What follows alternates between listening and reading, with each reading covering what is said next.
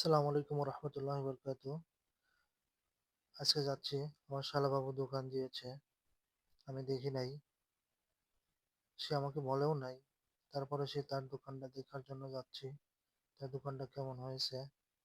তার দোকানে চলে আসলাম। দেখতে পাচ্ছেন, দোকানে সে মালামাল উঠাইছে, মোটর সাইকেলের পাশপাতি এবং অকটেল পেট্রোল এবং অন্যান্য বিষয় এখানে উঠানো হয়েছে। দোকান দেখে আমার খুব পছন্দ হয়েছে, মাশাআল্লাহ। ছোট্ট একটা দোকান, সুন্দরভাবে সে ডেকোরেশন করছে এবং সাজাইছে। ছোট্ট মানুষ, দোকানে দেখে মনে হচ্ছে কোনো মালপাত্তি তেমন নাই, কিন্তু আসলে এখানে 4-5 লক্ষ টাকার মালামাল আছে। সে দোকানটা দিয়েছে কুড়িপাড়া বাজার মোড়, নাজিরগঞ্জ থেকে পাবনা রোডের হাইওয়ে রোডের সাথে দোকানটার অবস্থান। তার প্রবল ইচ্ছা শক্তি ছিল যে আমি কখনো চাকরি করব না, ব্যবসা করব। অনেক সময় সে ব্যবসা করতে যায়, অনেক কিছু চিন্তা করছে, তার পরিবার থেকে সে বাধা দিয়েছে। শেষ পর্যন্ত সে একটা ব্যবসায়ী দিল, কারণ সে ছোটকাল থেকে মোটরসাইকেল সম্পর্কে ভালো জানে, মোটরসাইকেল চালায়, কেনাবেচা করে।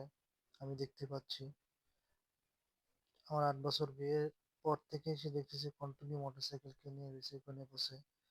আসলে যে ব্যবসায় শুরু করা যাক, সেই ব্যবসা সম্পর্কে যদি জানা থাকে, সেই সম্পর্কে জানা থাকে, তাহলে শুরু করাটা সহজ হয়ে যায়, পরিকল্পনাটাও সহজ হয়ে যায় এবং শুরু করাটাই মেন।